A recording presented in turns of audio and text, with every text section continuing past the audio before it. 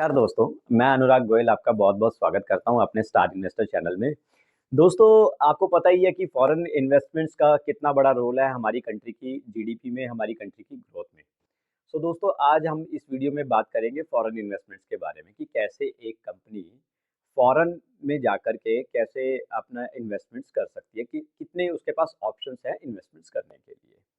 सो दोस्तों, video start करने से पहले आपसे रिक्वेस्ट करना चाहूँगा कि आप मेरी वीडियो को लाइक, सब्सक्राइब और शेयर करना ना भूलें ताकि आने वाली वीडियोज़ आप तक पहुँचती रहे।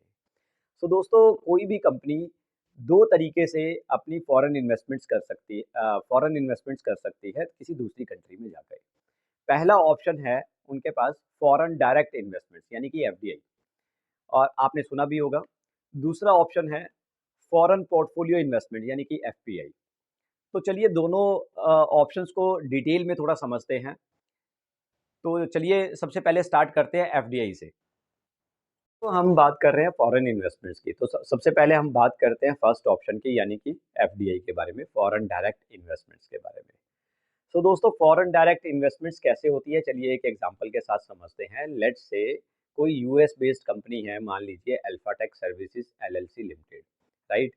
अब ये यूएस बेस्ड कंपनी चाहती क्या है कि ये इंडिया में जाके अपना कारोबार करना चाहती है। तो इंडिया में जाके कारोबार करने के लिए सबसे पहले इन्हें इंडिया में कोई लोकल पार्टनर ढूंढना होगा, जिसकी मदद से ये अपनी एक सब्सिडरी कंपनी इंडिया में बना सके। तो जैसे ही ये कंपनी एक लोकल पार्टनर फाइंड आउट करके अपना एक सब्सिडरी रजिस्टर कर लेते हैं इंडिया में, तो वो फॉर एग्जांपल वो उसका नाम रखते हैं अल्फाटेक इंडिया लिमिटेड के नाम से। उसके बाद उस कंपनी को अलाउ किया जाता है फिजिकली बिजनेस करने के लिए इंडिया में या किसी भी कंट्री में। So this is the process कि कैसे एक फॉरेन कंपनी जो है दूसरे देश में जाके बिजनेस कर सकती है। यानी कि उसे दो चीज़ों की बहुत ज़्यादा ज़रूरत, सब मेजरली ज़रूरत है। पहला कि उसे लोकल पार्टनर वहाँ पे चाहिए।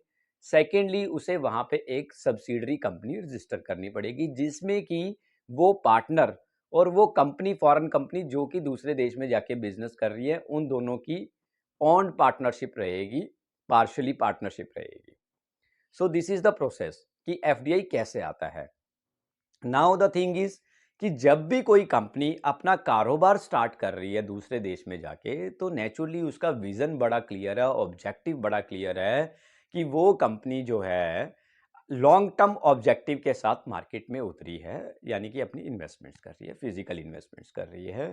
तो वो कंपनी जब अपनी प्रोडक्शन करके, यानी कि अपनी गुड्स एंड सर्विसेज को जब वो सेल करेगी, तो नेचुरली वो साथ ही साथ कंट्री की ग्रोथ में तो हेल्प करेगी ही, उसका पार्टिसिपेशन रहेगा ही, साथ ही वो उस कंट्री के लिए एम्प्लॉयमेंट के रास्ते भी खोलेगी, एम्प्लॉयमेंट के ऑप्शंस भी खोलेगी। सो इस एग्जाम्पल से हम समझ सकते हैं कि एफडीआई का कितना बड़ा रोल है हमारे इंडिया में भी। सो दोस्तों, ऐसे ही मैं आपको दो तीन एग्जाम्पल देता हूं एफडीआईज के, जैसे कि आपने सुना होगा McDonald, Coca Cola and Pepsi, ये तीनों कंपनियां भी एफडीआई कंपनियां ही हैं। सो दोस्तों, अब बात करते हैं सेकंड यानी कि लास्ट ऑप्शन के बारे में, कि फॉरेन इन्वेस्टमेंट्स में जो सेकंड ऑप्शन की हमने बात की थी, यानी कि फॉरेन पोर्टफोलियो इन्वेस्टमेंट्स यानी कि एफपीआई के बारे में हम बात कर रहे हैं अभी। तो दोस्तों, एफपीआई में बेसिकली एफपीआई में फॉरेन इन्वेस्टर इंस्टीट्यूशनल्स यानी कि एफआईआई का ही बहुत बड़ा रोल है।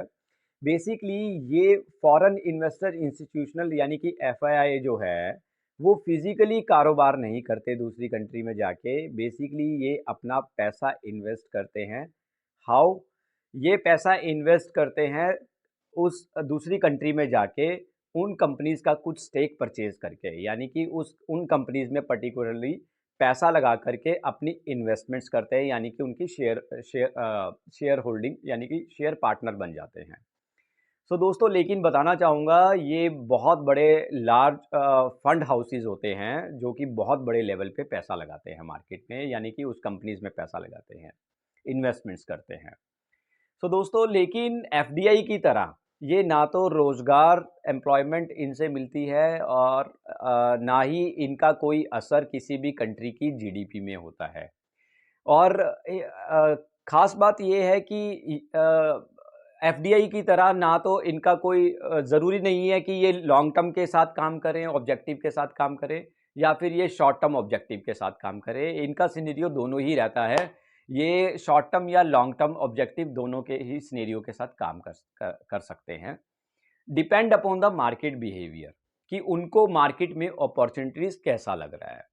So this is the way कि फॉरेन एफआईआई कैसे दूसरी कंट्रीज में जाके इन्वेस्टमेंट्स करती हैं। बेसिकली एफपीआई में बड़े लेवल पे यानी कि लार्ज लेवल पे कैपिटल इनफ्लोज होता है सेकेंडरी मार्केट के थ्रू, स्टॉक मार्केट के थ्रू। और ये फंड हाउसेस जो हैं बहुत ज़्यादा पैसा अपना पेंशन फंड स्कीम्स में, म्यूचुअल फंड स्कीम्स में, वेंचुरल कैपिटल फंड्स में, so these kind of funds में ये बहुत बड़े लेवल पे अपनी इन्वेस्टमेंट्स करते हैं।